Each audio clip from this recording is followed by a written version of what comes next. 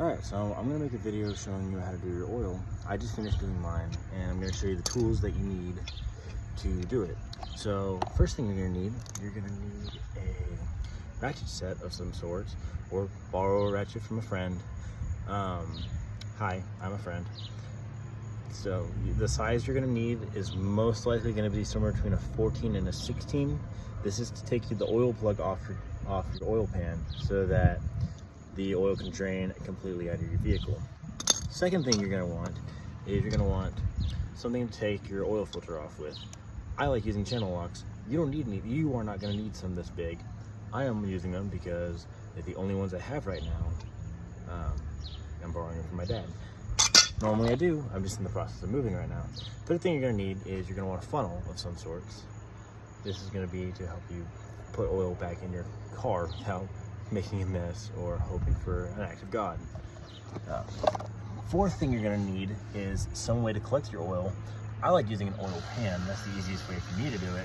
There's a few other things you can get, but just anything flat that's gonna comfortably contain about 6 quarts of oil, gallon and a half, will probably work. You're gonna need your oil, obviously.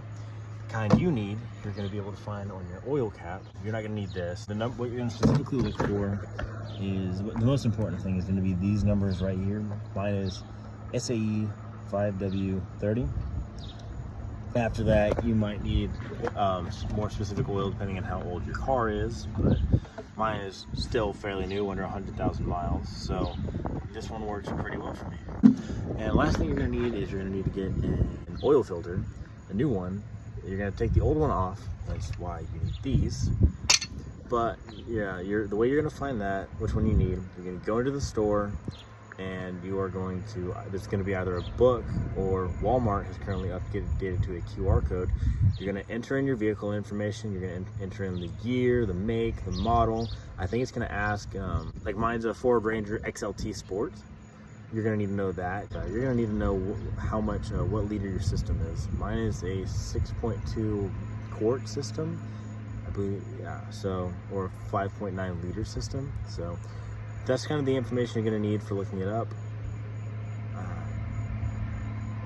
think that's it. You're going to want some rags too. I forgot to do that beforehand, but I did pick them up. A, to keep yourself clean, keep your engine clean, but B, so when you check your dipstick, you're going to want to remove the old oil so you can actually get an accurate reading. Besides that, you may or may not want like a tarp of some sort to put under your car so that any excess oil doesn't stay in your driveway. Not all of there's a good chance not all of it's going to go in your pan. It's there for most of it. And last thing that you specifically are going to need is you're going to need some way to lift the front of your car. I used Sabian tire blocks for doing it. You can get tire blocks of your own, or if you have jack stands, not just a jack, do not work off just a jack. But if you have a jack of some sorts, you can jack stand of some sorts, you can jack your car up, put the jack stands underneath it, set them where they need to, and then you can work underneath.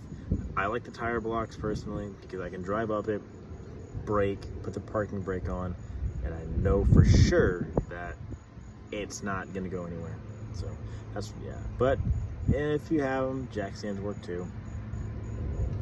I just like to think worst case. So I'm going to see you underneath my car. I lied, you're not going to see me underneath my car. One more thing I want to mention is that with your old oil, that's why I like the oil pan, is because you can box it up and take it to, what you're going to do with your old oil is you're going to take it to any auto store or oil recycling plant. Easiest place to go is AutoZone. You can just tell them at the front, hey, I have used oil, can you dump it for me? You can just say, I have used oil, and then they'll know exactly what that means. They're just going to take it in the back, empty it, and then hand it right back to you. First thing you're going to do is you're going to locate this little nut. This is your oil filter, your oil plug that you're going to want to find your oil filter to. All this is, yeah, you're going to want something to collect the oil in. I use my oil pan. You're going to want to break it. You're going to want to break it loose because it's going to be on there tight. I have already broke it, so you're going to just take your ratchet, Mine's a size 15. Have it come off of there. And now it's this stuff to be taken off by hand. So make sure your pan's underneath it. And this is going to get dirty. Don't lose this, because if it gets stuck in your oil pan, you gotta go fish it out later.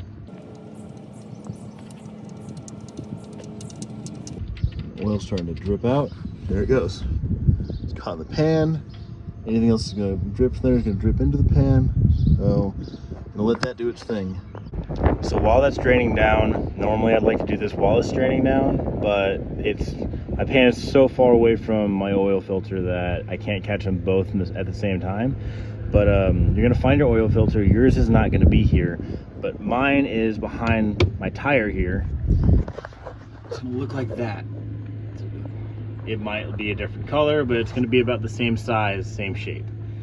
I'm gonna try to get a video of me taking it off with a pair of channel locks. I've found that channel locks work the most reliably to get it off. You're not gonna get it off by hand. It's hopefully gonna be on there too tight to do that. Otherwise, you might have a problem. Some things other guys do is they'll use either an oil filter wrench or stab a screw with the driver through it and turn it. I've tried those both. Those don't work for me, but I found that my channel locks always work. So that's the other tool I would have for this at all times.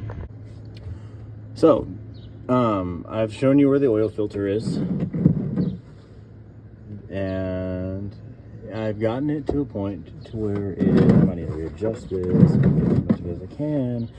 I have loosened it to where I can undo it by hand. This is going to be the most aggravating part normally, is getting it off, but normally what I use is I'll use a pair of channel locks.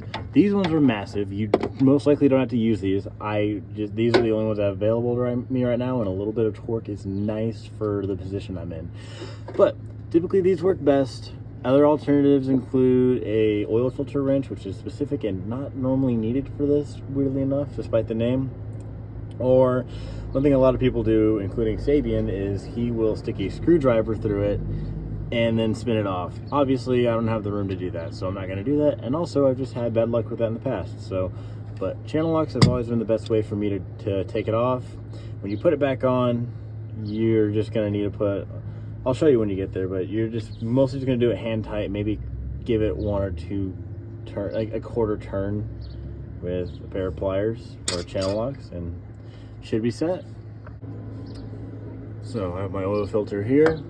You're gonna know which one you need to get, because when you go to the store, they are going to provide you a book, or I believe last time I went to Walmart, they provide a QR code for you to either look through the book and you find your make and model, or you look up the app, you pull up the app, you put in all your information for your vehicle, like the year, the model, the make. It might ask you for what kind of what liters your car has, so know that going into it. But what you're gonna do is I'm gonna take a dab of that old oil, and it's hard to see. I'm gonna put it on the rim of this just so it's lubricated going in. Old or new oil, yeah. I put it on the rim of the new filter. And it's just to lubricate it up so you have an easier time threading it on. You can use the new oil too. It's so minimal that it really doesn't matter. It's just for lubrication. You're gonna get in there and you're gonna put it on there. You're gonna thread it hand tight, as tight as you can get it. And a lot of people will just do hand tight. Me personally, I'm gonna put my pliers on there and go another quarter of a turn. So I originally wasn't going to include this, but I figured it's worth saying, so I'm going to show you. Just make sure that whenever you can get your plug on there hand tight onto there, but after that, just give it a good,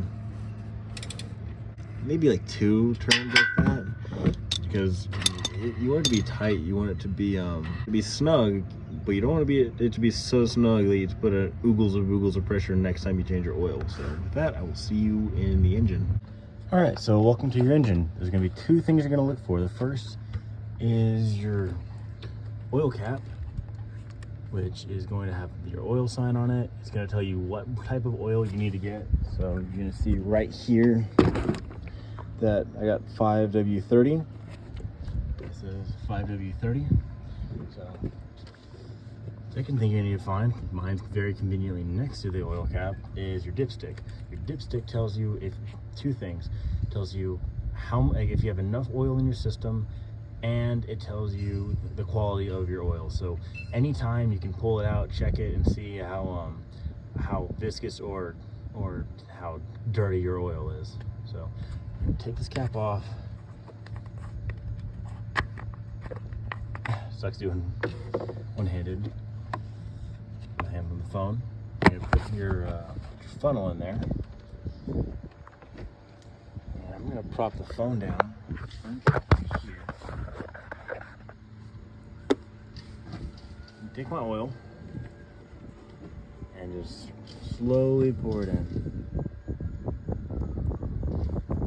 My truck takes, I believe it's 6.2 quarts of oil. This is a 5-quart container, so I know I'm going to use the full thing.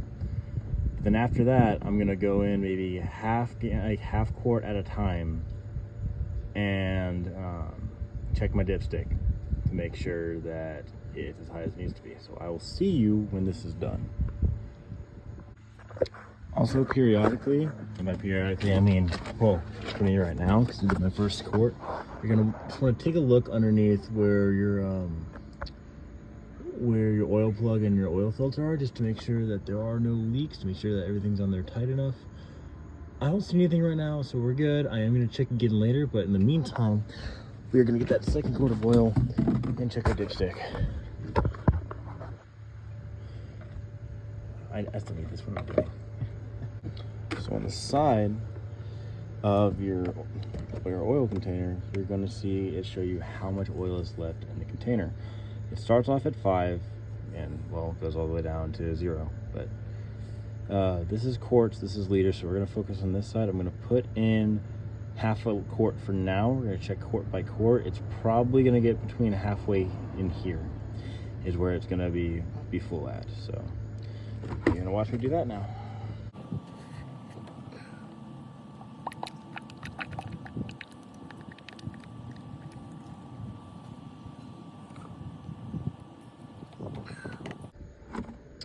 Goes without saying, but try not to splash oil everywhere. It's not going to be a big issue for your engine, but there's no point in getting your engine dirty, and there's no point in letting your hard-earned money go towards getting your engine dirty. So with that, we are going to check our dipstick. What you want to do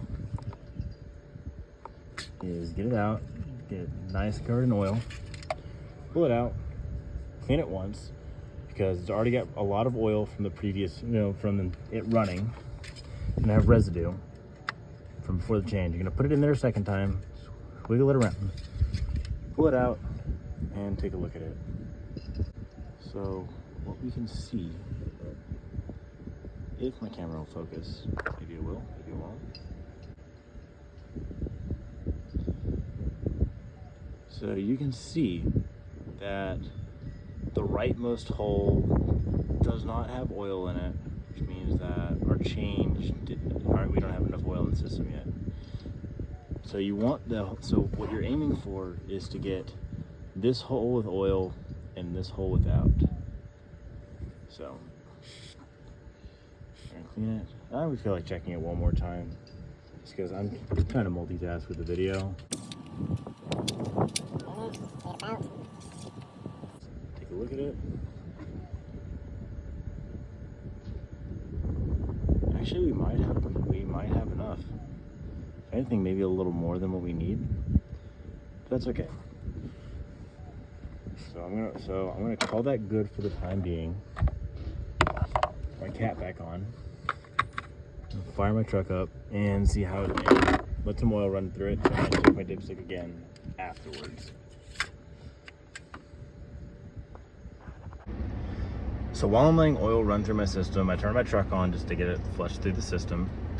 You're gonna wanna go reset your oil life meter. For me, it's a few button presses, which is pretty easy for me to do. I go down to here, and yeah, I already reset it and forgot to record, so I'm gonna do it again. But for me, it's as simple as holding the OK button to reset the life like that. For you, all I remember is that it involves a button, holding it down for 10 seconds up in this back right corner. somewhere here. You hold it for 10 seconds, you can access it and reset it from there. But I will show you how to do it in person. If not, if you gotta do it sooner, there's a video on YouTube for it, and I know that because that's how I found how to do it on your car. So we are gonna check the dipstick again and make sure there's nothing leaking underneath. Okay, so we are gonna check our our dipstick one more time. We're gonna switch it in there, pull it out, clean it. You're going to see oil all over it from when your car was just now running to get the oil in through all the system. You're gonna take it out, clean it. So one more time, we're gonna take a look at it. And yeah, I actually did pretty good. Let's see if I can get my camera to focus. If not, you're just gonna take my word. But you're Silas, and you know that I wouldn't lie to you either way.